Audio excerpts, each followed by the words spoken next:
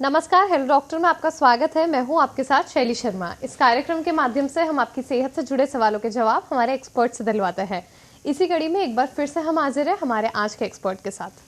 Doctor Govind रंकावत, स्वर्ण पदक विजेता, MBBS, MD सामान्य चिकित्सा, वर्तमान में सवाई मानसिंह चिकित्सा महाविद्यालय जयपुर में सामान्य चिकित्सा विभाग में सहायक आचार्य एवं परामर्शदाता चिकित्सक तथा मधुमेह रोग विशेषज्ञ के रूप में कार्यरत है।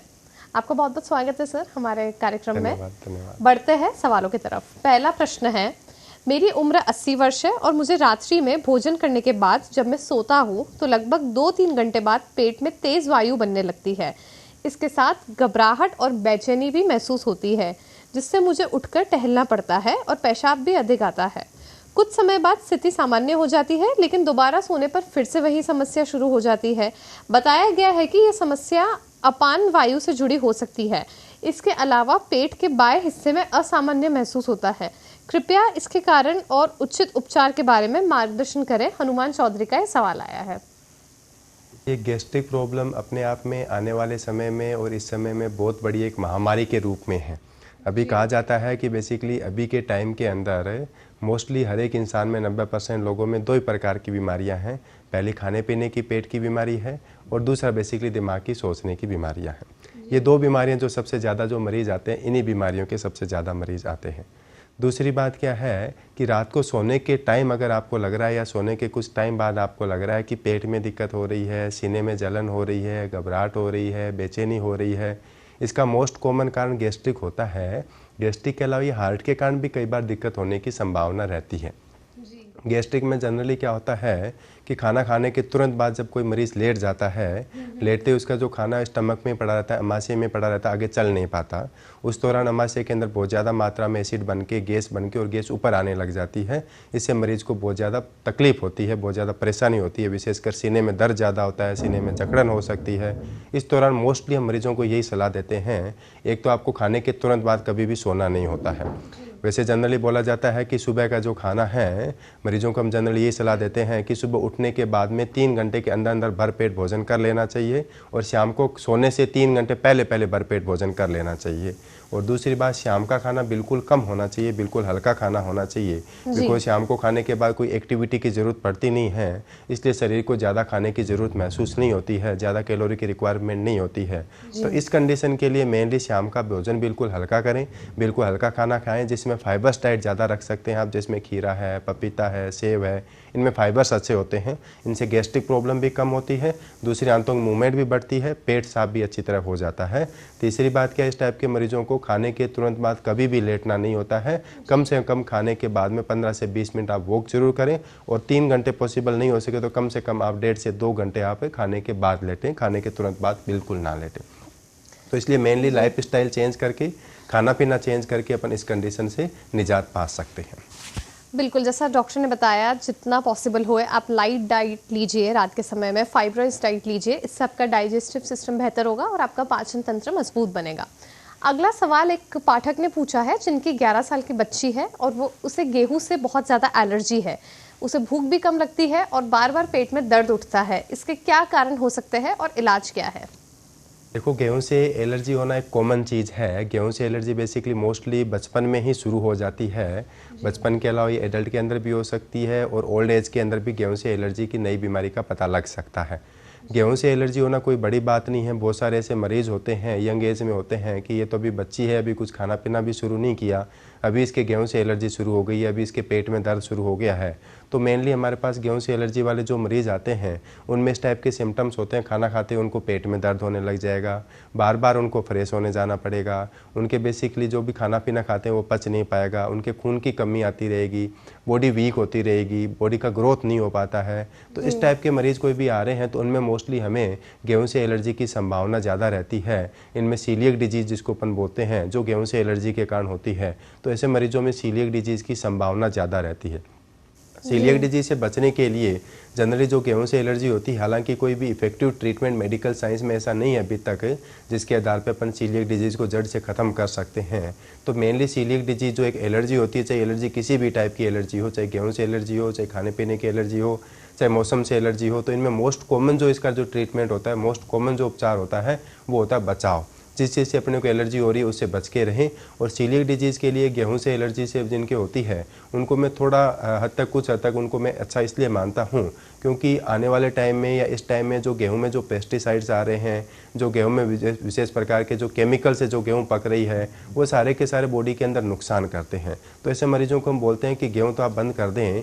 गेहूं के अलावा जो ग्लूटेन फ्री डाइट होती है, जो मिलेट्स होते हैं, जो आजकल बहुत ज़्यादा प्रचलन में हैं, उनकी अमाउंट ज़्यादा मात्रा में लें वो, ताकि उससे क्या आपसे गेहूं से एलर्जी भी नहीं होगी, जिसको अपन ग्लूटेन फ्री डाइट बोलते हैं। और ऐसे मरीजों को हम जनरली ये बोलते हैं आपको गेहूं से बनी कोई चीज़ नहीं खानी, मैदा नहीं खाना, सूजी नहीं खानी, इसके अलावा जौ, राई ये भी नहीं खानी होती है। तो ऐसे मरीजों को हम बोलते हैं जो ग्लूटेन फ्री डाइट होती है, विशेषकर रागी है, बाजरा है, मक्का है, चावल है ना, मूंग वगैरह है, दाल है, ये आप ले सकते हो, बेसन वगैरह ये ले सकते हो। इनसे बेसिकली दो फायदे हो जाते हैं। एक से तो आप तो गेहूं की एलर्जी जो है वो बंद हो जाएगी, दूसरी जो गेहूं के अंदर जो पेस्टिसाइड मिलने के कारण जो बॉडी में नुकसान हो रहा है वो नुकसान भी आपको नहीं होगा। तो इस कंडीशन के अंदर जनरली मरीजों को गेहूं से अपने को बच के ही रहना होता है और ग्लूटेन फ्री डाइट लेनी होती है। आजकल मार्केट में ग्लूटेन फ्री बहुत सारी चीज़ें आती हैं खाने के लिए, जिसमें ग्लूटेन फ्री आटा भी आता है, ग्लूटेन फ्री बिस्किट भी आते हैं, ग्लूटेन फ्री भुजिया वगैरह भी आते हैं, ग्लूटेन फ्री चिप्स भी आती है, जो ओवरऑल बेसिकली बॉडी के लिए काफ़ी फायदेमंद रहती है।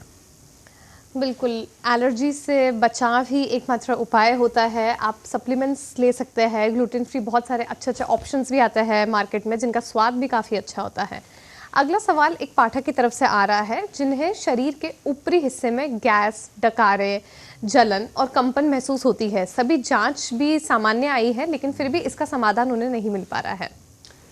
इस टाइप के जो मरीज़ होते हैं जिनके पेट के ऊपरी हिस्से में जलन होना, छाती में जलन होना, इसका मोस्ट कॉमनली दो कारण होते हैं। पहले तो उन मरीजों के अंदर गैस ज़्यादा बनती है, दूसरी वो गैस बन के ऊपर आने लग जाती है। विशेषकर खाने की नली और खाने की थैली के बीच में एक वाल होता है, वाल लीक हो जाता है, कमज़ोर पड़ जाता है। उसके कमज़ोर पड़ने के कारण एसिडिटी बन के और एसिड ऊपर की तरफ आने लग जाता है, जलन होने लग जाती है। मोस्टली इसमें जो भी मरीजों की जांचें करवाते हैं, पेट की सोनोग्राफी करवा लेते हैं, एंडोस्कोपी करवा लेते हैं, सब कुछ जांचें करवा लेते हैं, खून की जांचें, लीवर की जांचें, सब नॉर्मल आती है। इनमें इस टाइप की कोई प्रॉब्लम नहीं आती है। लेकिन मोस्टली ये जो प्रॉब्लम है ये सारी दो ही कारण से होती है। एक तो खाने पीने से संबंधित होती है और दूसरा जो ये प्रॉब्लम होती है वो बेसिकली लाइफ स्टाइल से संबंधित होती है। बहुत सारे मरीज़ बोलते हैं मैं खाने पीने में बिल्कुल हल्का खाना खाता हूँ, फिर भी मेरी ये सारी प्रॉब्लम होती है। तो इसका दो कारण रहता है, या तो उसकी लाइफ स्टाइल अच्छी नहीं है, या फिर चलो आज तो बढ़िया खाना पीना ले रहे हैं, अच्छा खाना ले रहे हैं, लेकिन आज से 5 साल पहले हो सकता है इन्होंने बेसिकली कोई ज़्यादा स्पाइसी फूड वगैरह खाए हो या कुछ ऐसा खाना खाए हो जिससे एसिडिटी ज़्यादा बन रही हो, तो उसका असर बेसिकली लगातार लॉन्ग टर्म तक होता है। क्योंकि आजकल जो भी अपन खाना पीना खा रहे हैं, जो भी फास्ट फूड खाते हैं या बाहर की जो भी चीज़ें खाते हैं, उनसे एसिड तो बनता ही बनता, गैस बनता ही बनता। गैस के अलावा बेसिकली जो बॉडी के अंदर डाइजेशन है वो भी काफ़ी हद तक नुकसान करता है। क्योंकि जो भी बाहर का खाना पीना है, जो स्पाइसी फूड है, वो जीभ तक अच्छा लगता है, जीभ तक बॉडी को थोड़ा सा सुखदायक हो सकता है, लेकिन जीभ से आगे जाने के बाद में नुकसान ही करता है और बॉडी के लिए दुखदायक होता है। इसलिए जनरली हम मरीजों को यही बोलते हैं कि जो चीज़ जीभ को अच्छी लगती है वो सोच समझ के खाएं, पेट के लिए जो अच्छी होती है वही आप खाएं तो ज़्यादा बेटर रहेगा। इस टाइप के मरीजों को जनरली हम ये एडवाइस करते हैं कि एक तो एक बार में ज़्यादा खाना एक साथ ना खाएं, आप थोड़ा रुक रुक के दिन में चाहे 3-4 बार खा सकते हो। एक बार में अगर आपको 2 रोटी की भूख हो तो 2 की जगह आप 1 ही खाएं, दिन में चाहिए आप 4-5 बार में थोड़ा थोड़ा खा सकते हैं।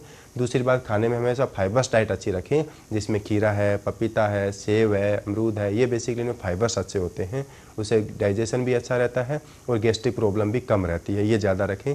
तीसरी बात, खाना खाते ही लेटना नहीं है, इस चीज़ का ज़रूर ध्यान रखें। और चौथा सबसे इंपॉर्टेंट चीज़ होती है जो मरीज को हम बोलते हैं कि आपको कम से कम 3 किलोमीटर की रनिंग ज़रूर शुरू करें आप। जिसके अंदर रनिंग नहीं कर सकते हैं तो उसके इक्विवेलेंट कोई भी आप एक्सरसाइज है ना, फ्लोर एक्सरसाइज कर सकते हैं, घर पे कोई एक्सरसाइज कर सकते हैं, जिम कर सकते हैं। उससे बेसिकली जो आंतों की मूवमेंट बढ़ेगी और जो भी खाना पीना खाओगे वो आगे खिसकेगा। तो मेनली लाइफ स्टाइल चेंज करके और अपने खाना पीना चेंज करके इन सब चीज़ों को अपन कंट्रोल कर सकते हैं। हालांकि कुछ मेडिसिन भी आती है जो प्रोकाइनेटिक होती है, जो आंतों की मूवमेंट बढ़ाने का काम करती है, और जो गैस्ट्रिक रिफ्लक्स होता है उस रिफ्लक्स को रोकने का काम करती है, एसिडिटी को रोकने का काम करती है। और बाकी कोई दूसरी और कोई बीमारी हो रही होती है तो उसके हिसाब से हम जाँच करवा के उसके अकॉर्डिंग ट्रीटमेंट देते हैं। बिल्कुल, आपने एक बहुत ही इंपॉर्टेंट पॉइंट बताया है कि अभी आपकी वर्तमान में जो डाइट है वो इम्पॉर्टेंट नहीं होती। आप लॉन्ग लास्टिंग क्या फूड खा रहे हैं, आपकी बॉडी में कितने प्रोटीन्स, विटामिन्स जा रहे हैं, ये भी एसिडिटी को बढ़ाने में एक बहुत बड़ा रोल प्ले करता है।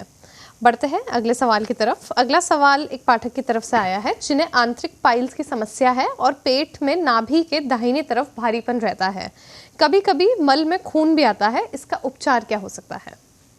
देखो, जो गैस्ट्रिक प्रॉब्लम है या कॉन्स्टिपेशन है, गैस्ट्रिक प्रॉब्लम जी। चलो खाने पीने से होती ही होती है। खाने पीने के अलावा जो कॉन्स्टिपेशन है, कब्ज जिसको जी। अपन बोलते हैं, वो भी अपने आप में गैस्ट्रिक प्रॉब्लम का एक मोस्ट कॉमन कारण होता है। जी। ज़्यादातर आजकल जो खाना पीना चेंज हो रहा है, पहले पुराने ज़माने में लोग फाइबर्स डाइट ज़्यादा रखते थे, जी। जिसमें हरी सब्जियां ज़्यादा खाते थे, हरे पत्ते वाली सब्जियां खाते थे, कच्चे फ्रूट्स खाते थे, कच्ची सब्जियां खाते थे। उसके कारण उनमें फाइबर्स अच्छे होते थे। फाइबर्स अच्छे होते थे, उनको फ्रेश होते टाइम पता ही नहीं चलता था, आराम से इजीली फ्रेश हो जाते थे। और फ्रेश इजीली हो जाते तो बाकी जो दूसरी प्रॉब्लम है वो नहीं होती थी। लेकिन आजकल बेसिकली जो खाने पीने में स्पेसिफिकली जो मैदा है या जितना ज़्यादा बारीक धान होता है ना, वो बेसिकली क्या कॉन्स्टिपेशन करता है। उसके कारण क्या, एक तो आंतों मूवमेंट नहीं हो पाती, दूसरी बात जो भी मैदे वाली चीज़ें हैं उसके कारण पूरा मल जो बनता है वो सॉफ्ट नहीं बन पाता है। उस कंडीशन में जनरली क्या होता है कि ऐसे मरीजों के लेटरिन के रास्ते पे जनरली दबाव पड़ने से, प्रेशर पड़ने से, पोटी टाइट आने से मोस्टली अंदर की तरफ हेमरोइड्स हो जाते हैं, खून की छोटी छोटी गांठें बनने लग जाती है।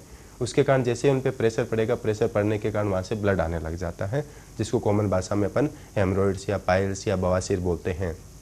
तो इसका मोस्ट कॉमन जो कारण रहता है वो कॉन्स्टिपेशन रहता है। अगर आपकी पोटी टाइट आ रही है, आपको पोटी करने में टाइम लग रहा है, इसका मतलब आपको बेसिकली पाइल्स या हेमरोइड्स होने की पूरी संभावना रहती है।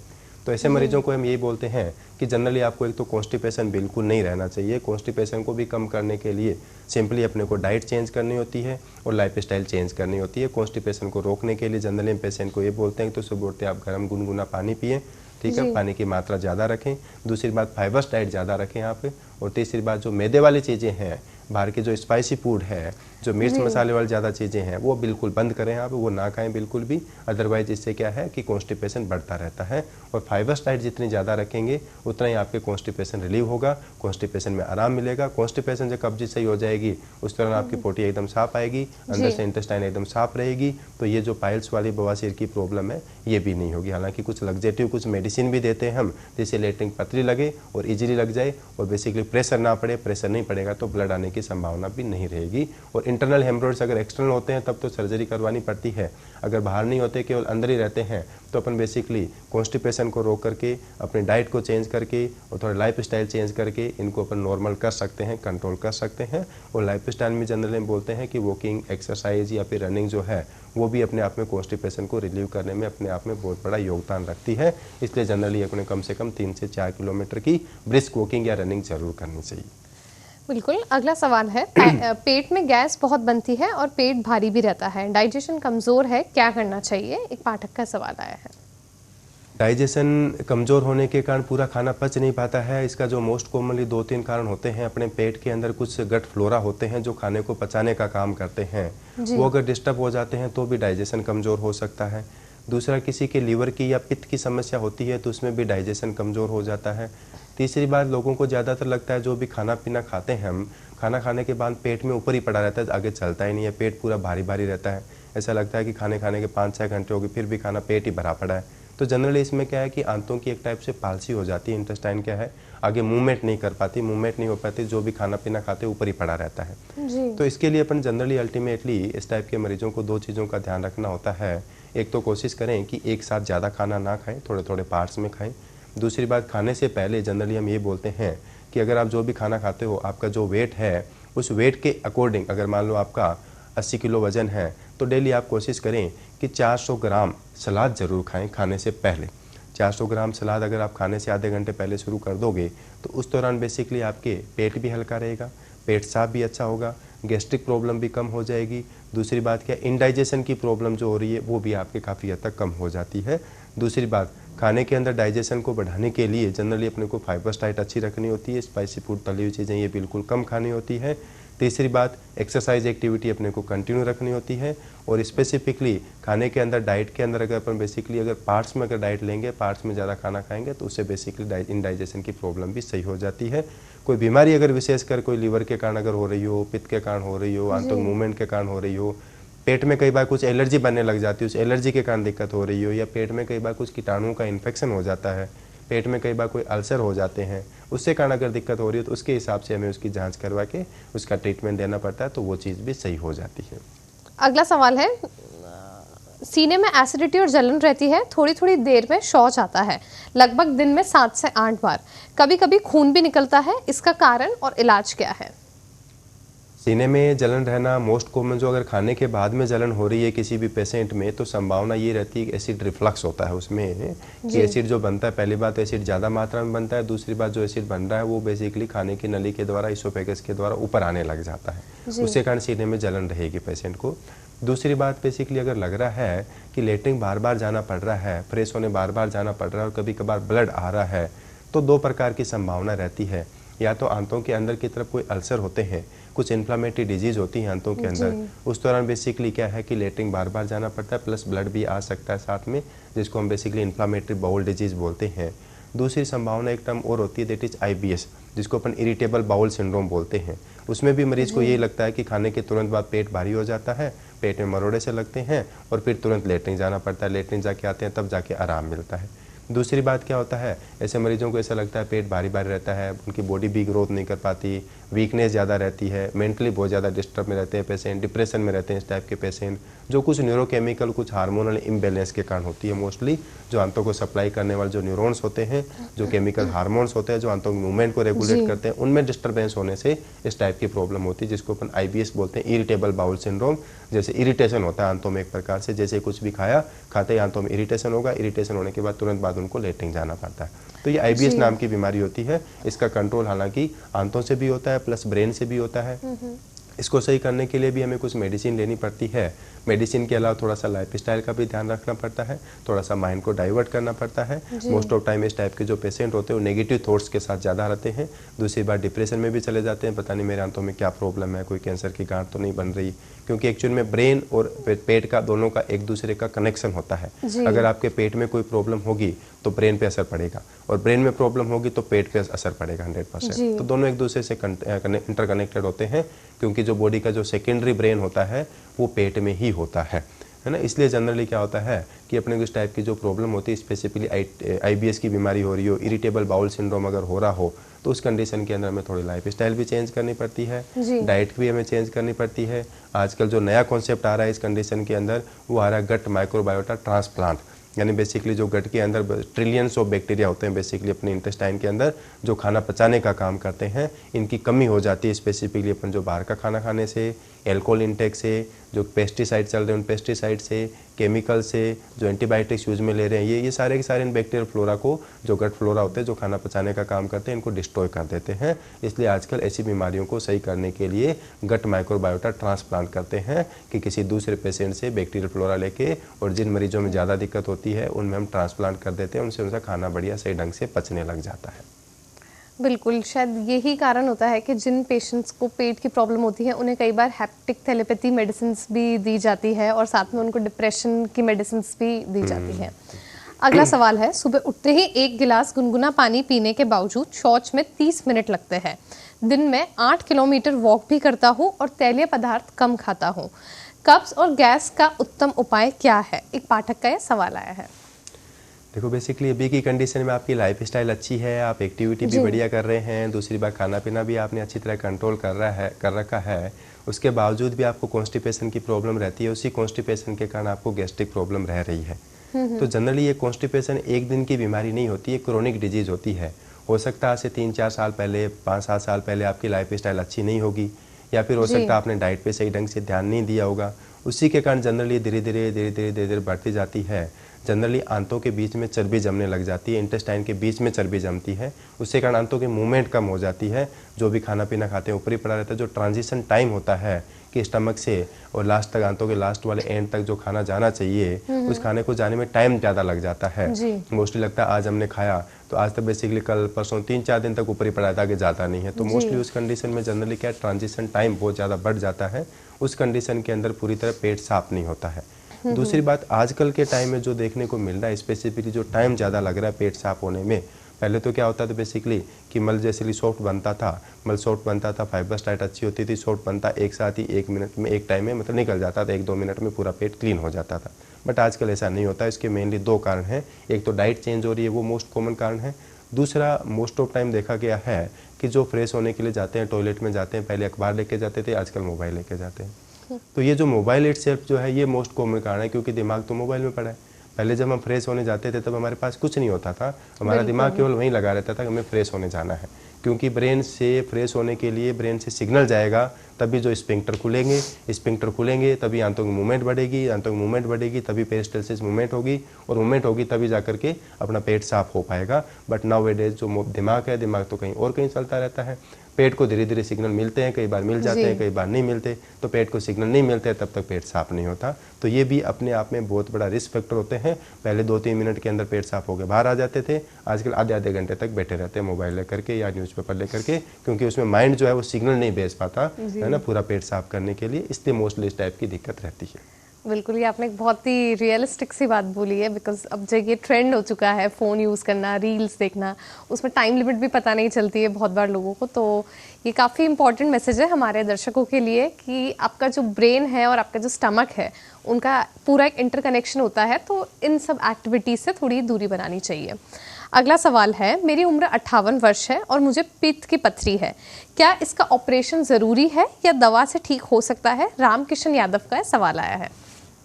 देखो, पित्त की थैली में पथरी बहुत सारे लोगों में मिल जाती है, हालांकि कुछ रिस्क फैक्टर भी होते हैं। स्पेसिफिकली अगर पित्त रुकता है, पित्त रुकने के कारण पथरी बढ़ने की पूरी संभावना रहती है। अगर आपका वेट ज़्यादा है तो पथरी की संभावना ज़्यादा रहेगी। फीमेल में पथरी की संभावना ज़्यादा रहती है। अगर आपकी फिजिकल एक्टिविटी कम हो रही है तो भी पथरी की संभावना ज़्यादा रहती है। अगर आप खाना बहुत लेट खाते हो या फिर बेसिकली टाइम पे खाना नहीं खा पाते, भूखे पेट चलते रहते हो, तो भी पथरी की संभावना ज़्यादा रहती है। रूटीन में पित्त की पथरी जनरली अगर छोटी साइज़ की हो रही हो, 3-4 mm की या 5 mm से कम साइज़ की पथरी है, तो उसके निकलने की संभावना रहती है, निकल जाती है ऑटोमेटिकली। हालांकि कोई स्पेसिफिक मेडिसिन नहीं आती जिसके द्वारा निकल सके। कुछ मेडिसिन ज़रूर होती है जो हेल्प ज़रूर करती है, थोड़ी सी पित्त की मूवमेंट बढ़ाने की हेल्प करती है, लेकिन ओवरऑल जनरली क्या है कि ऐसी कोई स्पेसिफिक ट्रीटमेंट नहीं है जिसके द्वारा बोल सके कि ये निकल जाए। अगर 5 mm से बड़ी पथरी है तो जनरली निकलने की संभावना कम रहती है, हालांकि 99% नहीं निकल पाती, कुछ लोगों में निकल जाती है। मोस्टली पथरी दिक्कत नहीं देती है, पथरी अपने आप पड़ी है, कोई इश्यू नहीं करेगी। अगर पथरी के कारण कहीं कोई घाव हो जाए, पथरी के कारण कहीं आसपास कोई अल्सर हो जाए, या पथरी कहीं अटक जाए, या पथरी के कारण अगर इन्फेक्शन हो जाता है तो फिर वो दिक्कत देने लग जाती है। अगर आपको लग रहा है कि पथरी बार बार परेशान कर रही है तब तो हमें ऑपरेशन करवाना पड़ता है, और इसकी साइज़ ज़्यादा है। अगर 10 mm से बड़ी पथरी हो या पथरी आपको बार बार परेशान कर रही हो, या आपकी उम्र ज़्यादा हो, तो फिर हमें जनरली ऑपरेशन करवाना पड़ता है। और ऑपरेशन के बाद में भी जनरली क्या है कि थोड़ा सा खाने पीने का भी अपने को ध्यान रखना होता है। अगला सवाल है, मेरी उम्र 45 वर्ष है और मेरे पेट में बार बार तेज दर्द होता है और अल्ट्रासाउंड में सिस्ट बताया गया है, इसके लिए क्या सर्जरी करानी पड़ेगी? सुनीता देवी का सवाल आया है। फीमेल में अगर ओवेरियन सिस्ट अगर हो रही है तो फीमेल में ओवेरियन सिस्ट मोस्ट कॉमन चीज़ होती है, हो जाती है बेसिकली। हालांकि जो दर्द हो रहा है वो जनरली सिस्ट से नहीं होता है। सिस्ट जो मोस्टली होती है, जैसे अपनी चमड़ी पे कई बार छोटी मोटी सिस्ट बन जाती है, वो बेसिकली पेनलेस होती है, उसमें पेन नहीं होता है। सिस्ट में दर्द कब होगा? सिस्ट में कोई अगर इन्फेक्शन हो गया हो तो दर्द हो सकता है, या सिस्ट में कोई ज़्यादा ब्लड आ गया हो, या कोई हेमरेज हो जाता है सिस्ट के अंदर, तो फिर दर्द हो सकता है। वो बार बार फ्रीक्वेंट नहीं होता है, उसके भी अलग सिम्टम्स होंगे। अगर सिस्ट में इन्फेक्शन होगा तो दर्द भी होगा, दर्द के साथ बुखार भी आएगा। या सिस्ट में अगर कोई हेमरेज होगा तो हेमरेज के कारण और भी सिम्टम्स साथ में आएंगे, जिसमें खून की भी कमी आ सकती है, मरीज को बीपी भी कम हो सकता है। वो बेसिकली एक्यूट इमरजेंसी कंडीशन होती है। ऐसी कंडीशन अगर होती है तब तो हमें ऑपरेशन करवाना होता है। लेकिन पहले हमें ये देखना होता है कि जो पेट में दर्द हो रहा है वो सिस्ट के कारण हो रहा है या किसी और कोई कारण से हो रहा है। 95% लोगों में सिस्ट एसिम्टोमेटिक होती है, यानी कोई सिम्टम्स नहीं होते। रूटीन में हम जब सोनोग्राफी करवाते हैं तो रूटीन में पता लग जाता है उसमें सिस्ट है।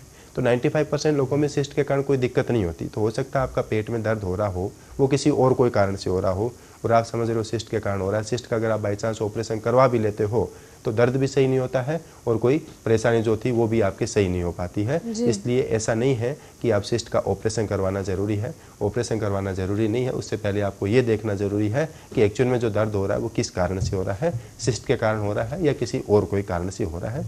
जनरली सिस्ट दर्द नहीं करती है, ऑटोमेटिक बनती रहती है, ऑटोमेटिक सही होती रहती है, इसलिए जनरली ऑपरेशन की ज़रूरत नहीं पड़ती है। अगला सवाल विनोद कुमार ने पूछा है, मेरी उम्र 62 वर्ष है और मुझे आंतों में रुकावट बताई गई है, पेट की सर्जरी कितनी जोखिम भरी हो सकती है? आंतों में रुकावट का कारण देखना पड़ता है हमें, किस कारण से आंतों में रुकावट आती है। मोस्टली एक तो एक्यूट ऑब्स्ट्रक्शन होता है जो खाने पीने से संबंधित भी हो सकता है, कई बार आंतों में कुछ विशेष टाइप का इन्फेक्शन हो जाता है तो भी हो सकता है। कई बार बेसिकली क्रोनिक ऑब्स्ट्रक्शन रहता है कि लंबे टाइम से, कि बेसिकली 2 हफ्ते हो गए, 3 हफ्ते हो गए, फिर भी आंतों में रुकावट रुक नहीं रही, सही नहीं हो पा रही है, जिसमें ओवरऑल इंडिया के अंदर ट्यूबरकुलोसिस एक मोस्ट कॉमन कारण है। टीबी के कारण भी कई बार आंतों में रुकावट आ सकती है। हालांकि अगर उम्र ज़्यादा है तो ज़्यादा उम्र में कई बार कोई गांठ बनने लग जाती है, वो भी आंतों में रुकावट पैदा कर सकती है। तो बीमारी के हिसाब से हमें देखना पड़ता है कि वास्तविकता में आपको ऑपरेशन करवाना है कि नहीं करवाना। अगर एक्यूट ऑब्स्ट्रक्शन होता है तो उस कंडीशन में हम दांतों को रेस्ट देते हैं कंप्लीटली, मुंह से कुछ भी खाना पीना नहीं देते हैं, सिर्फ और सिर्फ इंजेक्शन के द्वारा देते हैं। 3-4 दिन में वो चीज़ सही हो जाती है।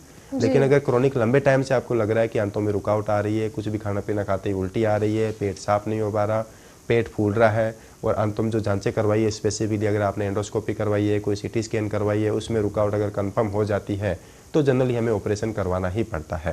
तो इसमें बेनिफिट और रिस्क रेशियो देखा जाता है कि कारण क्या, कारण के हिसाब से देखा जाता है। अगर ट्यूबरकुलोसिस के कारण रुकावट आ रही है तो टीबी की हम दवाई देते हैं तो मोस्टली महीने भर में पेशेंट सही हो जाते हैं। कोई गांठ के कारण अगर रुकावट आ रही है तब हमें ऑपरेशन करवाना ही पड़ता है। अगर ऑपरेशन नहीं करवाएंगे तो रिस्क ज़्यादा रहेगी क्योंकि वो गांठ फैलती रहेगी। अगर नॉर्मली किसी और कोई कारण से रुकावट आ रही है जो दवाइयों से सही होने लायक है, तब तो हम दवाई देते हैं, तो दवाइयों से धीरे धीरे उसका रिस्पॉन्स आ जाता है। और दवाइयों से सही होने लायक नहीं है कंडीशन, तब हमें जनरली ऑपरेशन करवाना ही पड़ता है। आजकल बेसिकली बहुत अच्छी अच्छी टेक्निक आ गई है, रोबोटिक सर्जरी भी होने लग गई है, लेप्रोस्कोपी सर्जरी होने लग गई है, तो इसलिए जनरली इतनी रिस्क नहीं रहती है। तो इसलिए जनरली अपन ऑपरेशन की अगर एब्सोल्यूट इंडिकेशन है कि अपने को ऑपरेशन करवाना ही पड़ेगा, दवाई से सही नहीं हो पाएगी, तो अपन इजीली ऑपरेशन करवा सकते हैं। अगला सवाल नेहा शर्मा ने पूछा है, अपेंडिक्स की सर्जरी के बाद कितने दिन में टाँके कटते हैं और कब सामान्य खाना शुरू कर सकते हैं? जनरली 2 हफ्ते का टाइम होता है। अपेंडिक्स अगर नॉर्मल सिंपल अपेंडिक्स अगर आप हुई है बिना किसी इन्फेक्शन के या बिना किसी परफोरेशन के, तो 10 से लेकर 15 दिन के बीच में अपन टाँके खोल देते हैं बाहर के। और दूसरी बात, रूटीन में जो खाना पीना है जनरली हम 1 महीने का बोलते हैं कि आफ्टर 4 वीक्स, 4 हफ्ते के बाद में रूटीन जो भी खाना पीना खाते थे पहले सब कुछ रिज्यूम कर सकते हैं। बिकॉज अपेंडिक्स जो है वैसे आंतों का पार्ट जरूर होती है, लेकिन अगर कोई कॉम्प्लिकेटेड अपेंडिक्स नहीं है तो जनरली ये एक वेस्टिजियल ऑर्गन होता है, अवशेषीय अंग होता है, जिसका बॉडी में अभी आजकल इतना रोल नहीं है। पुराने ज़माने में जो लोग कच्चे फल वगैरह या कच्चे फ्रूट्स खाते थे या कच्चे पत्ते खाते थे, उनमें जो सेलुलोज होता था फ्रांस में, उनको डाइजेस्ट करने के लिए अपेंडिक्स के द्वारा कुछ एंजाइम बना करते थे। बट आजकल कोई कच्ची चीज़ खाता नहीं है, इसलिए अपेंडिक्स का कोई रोल नहीं है। इसलिए अपेंडिक्स अपन इजीली निकाल सकते हैं। निकालने के बाद रूटीन अपन खाना पीना विदिन 4 वीक्स, 4 हफ्ते के बाद में स्टार्ट कर सकते हैं। अगला सवाल है, पेट की सर्जरी लैप्रोस्कोपिक और ओपन इन दोनों में क्या फ़र्क होता है? राकेश सिंह का सवाल आया है। अगर पेट की कोई माइनर सर्जरी करनी हो तो जनरल लेप्रोस्कोपी ज़्यादा बेटर रहती है। लेप्रोस्कोपी में दूरबीन से होता है, बड़ा चीरा लगाने की ज़रूरत नहीं पड़ती है। ऑपरेशन अगर ओपन करते हैं, अगर कोई बड़ी प्रॉब्लम हो आंतों के अंदर, उस कंडीशन में हमें बेसिकली पूरा ओपन सर्जरी करनी पड़ती है, जिसमें पूरा बड़ा चीरा लगता है। बड़ा चीरा लग के पेट को पूरा खोला जाता है। खोलने के बाद अंदर जो भी एबनॉर्मलिटी होती है, जो भी प्रॉब्लम होती है, उसको रिपेयर किया जाता है। रिपेयर करके वापस बंद किया जाता है, जिसमें लंबे टाइम तक निशान बना रहता है। उसको निशान को सही होने में भी टाइम लगता है। कुछ अपने दवाएं भी लगातार लेनी पड़ती है, कुछ परहेज भी रखना पड़ता है। आगे फ्यूचर के अंदर भी कॉस्मेटिक इश्यू आ सकते हैं या फिर कई बार कुछ हर्निया से रिलेटेड प्रॉब्लम भी हो सकती है। लेकिन जो लेप्रोस्कोपिक सर्जरी होती है, इसमें बिल्कुल छोटा छेद लगता है, छोटा बिल्कुल एकदम, है ना, माइनर 5 mm से लेकर के 10 mm तक का छोटा सा छेद होता है। उसके द्वारा बेसिकली हम अंदर एंटर होते हैं, अंदर कैमरा डालते हैं, कैमरा डाल करके और जो भी प्रॉब्लम होते हैं उसको देख लेते हैं, उसको देख करके वहीं उसको रिपेयर कर देते हैं। अगर कोई ज़्यादा बड़ी प्रॉब्लम नहीं हो तो उस कंडीशन में रिकवरी भी काफ़ी अच्छी होती है। पेशेंट को रिकवरी जल्दी होती है, टांके ज़्यादा लगाने की ज़रूरत नहीं पड़ती है। दूसरी बात, इन्फेक्शन के चांसेस भी बहुत कम रहते हैं। तीसरी बात, आगे कॉस्मेटिक इश्यू भी नहीं रहता है। बिल्कुल। अगला सवाल है, मेरी उम्र 50 वर्ष है, आंतों की सर्जरी के बाद डाइट किस तरह की होनी चाहिए? शिवानी गुप्ता का ये सवाल आया है। डेफिनेटली आंतों की सर्जरी पे डिपेंड करता है कि आपकी सर्जरी में आंतें अभी मौजूद है या आंतें बाहर निकाल दी। कई बार आंतों में कुछ ऐसी बीमारियां हो जाती है जिसमें आंतें डैमेज हो जाती है, उनको बाहर निकालना पड़ता है। आंतें छोटी हो जाती है। आंतें छोटी हो जाती है तो हमें जनरली क्या होता है कि डाइट को बिल्कुल हल्का डाइट लेना पड़ता है।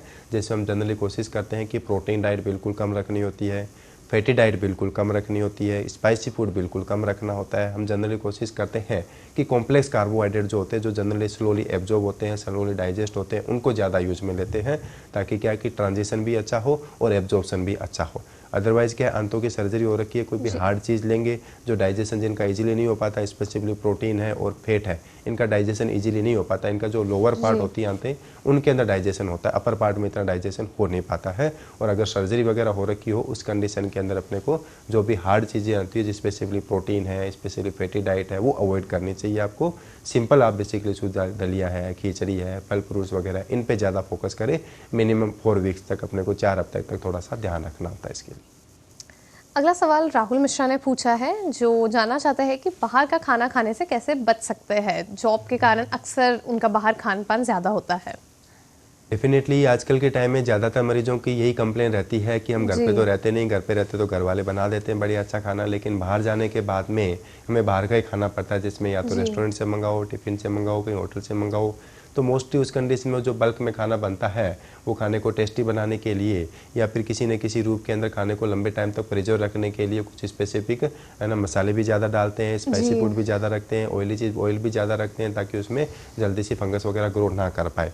तो उस कंडीशन में जनरली हमें कोशिश ये करनी चाहिए कि आप ठीक है जो बाहर का खाना खाओ, एक टाइम मॉर्निंग में कोई दिक्कत नहीं है, बाहर का खाना खा लो, फिर भी आप स्पेशली ऑर्डर करके उनको बोल सकते हो कि ऑयल बिल्कुल कम रखें, स्पाइसी फूड स्पेशली मिर्च मसाला बिल्कुल कम रखें, बाहर का ऊपर से मसाला बिल्कुल ना डालें। दूसरी बात, अगर आपको लग रहा है कि उसमें ये ज़्यादा, तो आप सब्ज़ी कम मात्रा में रखें, चपाती ज़्यादा मात्रा में ले सकते हो, दाल वगैरह ले सकते हो, ये ले सकते हो। और या फिर जो कच्ची सब्जियां होती हैं उनकी सब्जी आप ले सकते हो, कोई दिक्कत नहीं है। और शाम के टाइम आप कोशिश करें, ज़्यादा बेटर रहेगा, स्पेसिफिकली खाने में आप फल फ्रूट्स वगैरह ये खा सकते हो तो ये ज़्यादा बेटर रहेगा। फल फ्रूट्स है, सलाद है, इनमें जनरली फाइबर्स भी अच्छे होते हैं, खाने का डाइजेशन भी अच्छा होगा, एसिडिटी भी नहीं होगी, गैस्ट्रिक प्रॉब्लम भी नहीं होगी, रिफ्लक्स भी नहीं होगा। दूसरी बात, वेट भी काफ़ी हद तक कंट्रोल रहता है। तो ओवरऑल बेसिकली कोशिश ये करें कि मॉर्निंग टाइम में आप बाहर का खाना खा लें, इवनिंग टाइम में आप बेसिकली ओनली फल फ्रूट्स फाइबर्स डाइट ये आप चाह लें तो ज़्यादा बेटर रहेगा आपके लिए। बिल्कुल डॉक्टर, आपका बहुत बहुत धन्यवाद हमारे साथ जुड़ने के लिए। हमें पूरी उम्मीद है आपकी बताई गई टिप्स हमारे पाठकों के लिए, दर्शकों के लिए बहुत मददगार साबित होने वाली है। तब तक के लिए शुक्रिया। मिलते हैं हेलो डॉक्टर के अगले एपिसोड में।